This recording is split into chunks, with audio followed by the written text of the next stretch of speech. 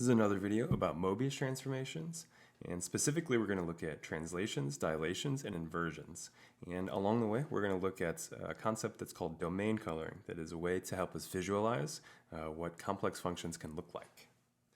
So let's start off with a definition that's covered in my first video about linear fractional transformations and Möbius transformations. So let's let A, B, C, and D just be any four complex numbers. A linear fractional transformation is any complex valued function that has the form f of z equals az plus b divided by cz plus d. Now, the invertible ones of these are what we're going to call Möbius transformations. And in the previous video, what we looked at is there's a characterization of these by the condition on these coefficients a, b, c, and d such that ad minus bc is non-zero. And what we're going to do in this video, eventually, is consider some special types of Möbius transformations. But before we do that, let's jump into the idea about how do you visualize complex functions in general. You know, it's a hard problem. Like, a complex function inputs two variables and it outputs two variables, and so like the graph of that would be in 4 dimensions, and we can't really see that in our head. So we need to get a little bit creative for how we might visualize what the image of a complex function looks like. So what we're going to look at is what's called domain coloring. And here is the gist of it, and also all the pictures that I post below. I'll share the link in the description of this video with what I used to create these. It's a pretty cool website I found that has a built-in kind of calculator for these. It's great. You should go check out your own examples and play around if you're interested. So the idea here is that the output of a complex valued function is going to, one, be given a color or a hue that's just based on what the argument of the complex number is. What is the argument of the output? Remember, the argument came up when you looked at polar coordinate representations for complex numbers. It's just the angle theta that, thinking of your complex number as a ray, the angle theta that ray makes with the positive x-axis, kind of going in the counterclockwise direction. And the second thing that we're going to use in order to do this domain coloring is the concept that the further the output f of z is from the origin, the lighter the color is. So in other words, the bigger the modulus of f of z, the lighter the color will actually be. And just for reference here is what we're going to say we're going to start the colors off with for these examples. So it looks like, you know, along the x-axis, it's on the positive x-axis, it's kind of reddish. Then as you start going counterclockwise, things turn to kind of yellow around pi over 4, kind of green around pi over 2, kind of light blue around pi. It's and etc. You keep going around that way. So the arrangement of these colors here are going to be useful so that you can track, you know, what does a different function do to these colors. Okay, and the other thing I want you to notice in that picture too before I move on is that as you move close to the origin, you know, the colors get darker, and when you're at the origin it's black, and that's like the darkest it could be, and that reflects that the modulus is small, whereas if you move away from the origin, the colors get lighter. So it's not that the colors are changing as you move along a line away from the origin, it's just that specific color, like yellow say, is just getting lighter and lighter and lighter as you move along that line away from the origin. Alright, so now let's look at 3 special types of Möbius transformations, and we'll use this idea of domain coloring in order to get a better idea about what these functions are actually doing. So let's let A be a fixed complex number. So the first special type of Möbius transformation we're going to consider is a translation, and that's just when you have something like z plus a. So again, kind of like in college algebra, it's plus a on the outside is some kind of translation. Just be careful, a is a complex number, so that now you're moving like left, right, and up and down, all with just this one little compact plus a. So let's look at a specific example. So again, just for reference, here's where the colors kind of are right now, f of z equals z, and now what if I translate that by 2i? So I add 2i to it, and what you want to notice there is that, well, when you plug in negative 2i to the function on the right, that's going to give you 0, and so that explains why the black is at negative 2i. Otherwise though, you know, we didn't do any stretching or any shrinkings, and we didn't do any rotating or anything, so like the arrangement of the colors remains the same. And how soon things become light as you move away from the origin also remains the same. So all we did is just kind of pick up our picture on the left and move it down 2 units over in the picture on the right. So that's what a translation is going to do. The second type of Möbius transformation we're going to consider is a dilation, and that's when you take z times some complex number a. So just for reference, here's f of z equals z on the left, and now what if I take z and I multiply it by a number like 2i, say? So if I multiply by 2i, here's how I'm thinking of this. You know, if when I multiply by 2, that stretches the modulus by 2, so that you notice that the colors start to get lighter a little bit faster on the right as you move away from the origin. But then another thing, when you multiply by I, multiplying by a purely imaginary number like that, it induces some kind of rotation on the colors, right? You see that, that where the red is on the right side here, the red is now on the negative y-axis. Otherwise, though, the colors kind of remain in the same order as you go around counterclockwise. And so again, there's that multiplying by I induce some kind of a rotation. So this idea of some kind of a stretch or a shrink along with maybe rotations, that's kind of together is what we're calling a dilation. All right, the final type of Möbius transformation that we're going to consider for right now is 1 over z. And we're going to call this one an inversion. And so just for reference, here's where the colors are typically laid out. And now let's think about what does 1 over z look like. And what I want you to notice from this picture is now everything's kind of opposite. What do I mean by that? So things that are far away from the origin in the picture on the right are much darker. And that reflects that if the modulus of z is large, then the modulus of the reciprocal would be small. So that's why you're dark when you're away from the origin. On the other hand, as you move close to the origin, in other words, as the modulus of z gets closer to 0, well then the reciprocal of that gets bigger. So that's why you notice the colors start to get light as you get close to the origin. And you also notice here that there is some kind of, maybe some kind of reflection going on as well. Like you see that the yellow and the pink were reflected, and you see that the blue and the green were reflected. So some kind of a reflection, it looks like over the x-axis, is occurring too with an inversion. So again, this domain coloring is a cool way to kind of get used to these complex functions. You should get on that calculator and look at like sine of z. Even though we haven't introduced what that is, you could play around with functions of complex variable and kind of see what they look like. Okay, so we're going to get out of domain coloring for the moment, and now we're going to jump back into some math here. And so maybe some kind of rigorous math, some proofs, the good stuff, why you're probably here. So first theorem we're going to look at is any Möbius transformation is a composition of these translations, dilations, and inversions. So this theorem is trying to say that those 3 types of Möbius transformations are kind of the building blocks for any Möbius transformation. Kind of like how the primes are building blocks for the natural numbers. Okay, so here's our proof. So let's say I've got a Möbius transformation az plus b over cz plus d. Now case 1, what if c is 0? So think about, oh, there's no cz down there on the bottom, it's just d. So well, in that case, what you're left with, a over d times z plus b over d, that's the composition of some dilations and a translation. So we're golden, that satisfies the theorem. Maybe you're wondering too, how the heck do you know d is not 0? How come that stays down there? And that's because I'm dealing with a Möbius transformation. I know that if c is 0, I also have to have AD minus BC as non-zero. And so if you think about moving that BC over, I can't have AD equal to 0. That's how I know D is non-zero. All right, case 2, what if C is non-zero? So what if you legit do have a CZ down there in the denominator? Well, in that case then, we can still pull apart that formula for F into the following.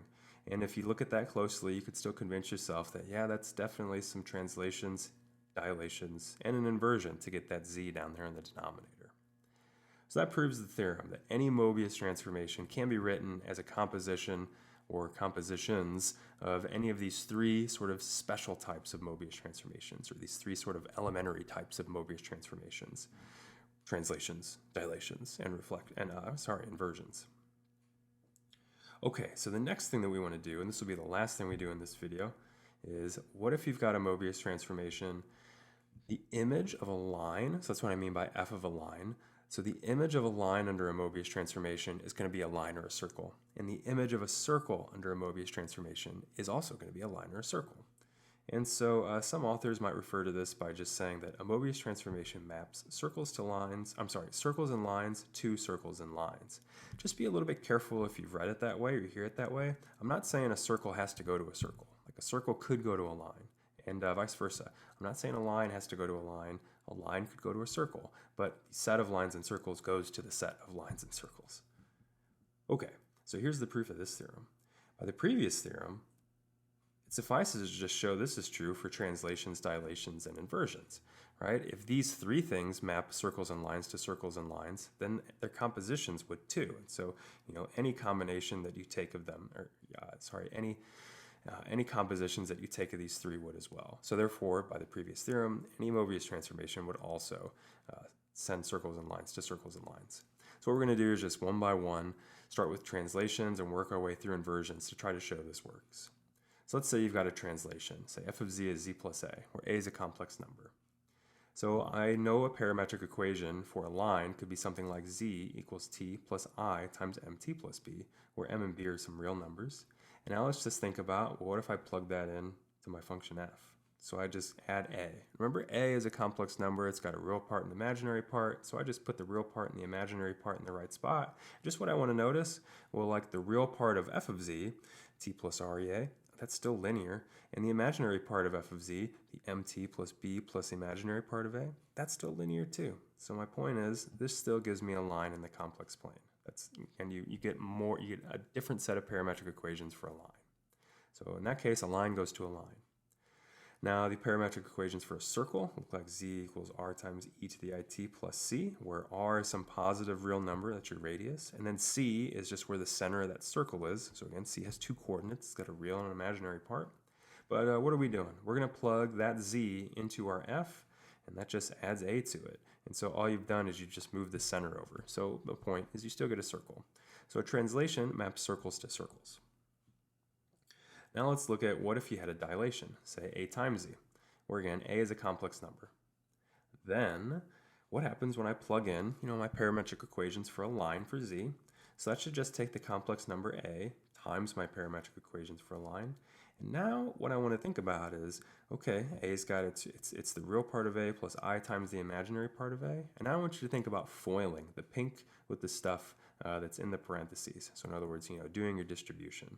And if you do that and the dust settles, and you trust me that I did my algebra right, which I think I did, and you collect all the terms and organize them into their real part and their imaginary part, I just think in the beginning here, it looks like you get the real part of a times t minus the imaginary part of a times mt plus b.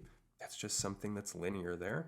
And then if you look at the imaginary part, over here with the I, what's in the parentheses, you get the real part of a times mt plus b plus the imaginary part of a times t. Again, I just want you to take away from this that that's linear as well. So once again, the real and the imaginary components each are linear functions, therefore we have parametric equations for a line. So a dilation takes a line to a line. Now, when we plug in our parametric equations for a circle, we see that we just get a times r times e to the it plus ac, and then that's still going to be a circle in the complex plane as well. Lastly, let's look at an inversion here. So this will be maybe the most interesting one. What if I have 1 over z? How do I know that? What does that do to circles and lines? So at this point, it's going to be convenient to recall the conic section description of a circle, is what I'll say. And that, what I'm referring to is this equation, capital A times x squared plus y squared plus capital B times x plus capital C times y plus capital D equals 0, where a, b, c, and d are real numbers. If I've got a circle, then a is non-zero. I need those squared terms there. But then also, there's some kind of funny condition that these coefficients have to satisfy if it really gives me a circle. And that funny condition is b squared plus c squared is bigger than 4ad. And if you're interested in where that stuff comes from, again, go crack open like a pre-algebra book, or I'm sorry, pre-calculus book. Goodness, can you imagine pre-algebra kids having to do that? Anyway, go crack open a pre-calc book about conic sections if you're curious about where that highlighted condition comes from to ensure that this gives you a circle. Now, one more thing I want you to notice is that if a is 0, all you're left with is bx plus cy plus d equals 0, and that, of course, is a line. So that's why that equation in the middle is kind of convenient. Depending on what a is, I either get a circle or a line. Okie dokie. So let's think about f of z as 1 over z, and let's get what do its real and imaginary parts look like. And, well, its real and imaginary parts look like x over x squared plus y squared plus I times minus y over x squared plus y squared. In case I didn't write it before, I'm assuming z equals x plus iy, like is typical in a complex book. And what I'm going to refer to the real and imaginary parts of 1 over z as, I'm going to refer to the real part as u and the imaginary part as v. Now, what we're going to do is just a little bit of algebra here. If I take, my conic section equation for a circle slash line, I'm just going to divide everything by x squared plus y squared. And now I'm going to substitute. I see that, oh, the thing on b, that's just u. And the thing on c, that's negative v. And then 1 over x squared plus y squared is the same thing as u squared plus v squared. And I'll just work a little bit of that out in blue just to convince you of that last part, what's going on next to d. If you take u squared plus v squared, that is the quantity x over x squared plus y squared all squared, and similarly plus the quantity minus y over x squared plus y squared all squared. And well, those have a common denominator. Let's put them together, and you get x squared plus y squared over that junk all squared, and it's like you've got, a over a squared if you like. So just simplify it, and you get 1 over a. So in my case, you get 1 over x squared plus y squared. So again, that's just trying to justify a little jump from d over x squared plus y squared down to d times u squared plus v squared. Now what I want you to notice is that, okay, that looks kind of like my circle equation with some u's and v's instead of x's and y's. And the new way in which capital A, B, C, and D are arranged here, they still satisfy b squared plus c squared is bigger than 4 times AD. Right? Like A and D were the things that were, in either case, they were on either the constant or the sum of the squares thing. And B and C were on kind of like the single powers of the variable. So that's what I mean by, even though I shuffled the letters around, they still fit this inequality the same way. And that's what guarantees me that I still get a circle as long as D is non-zero, or I get a line if D is 0 in this case.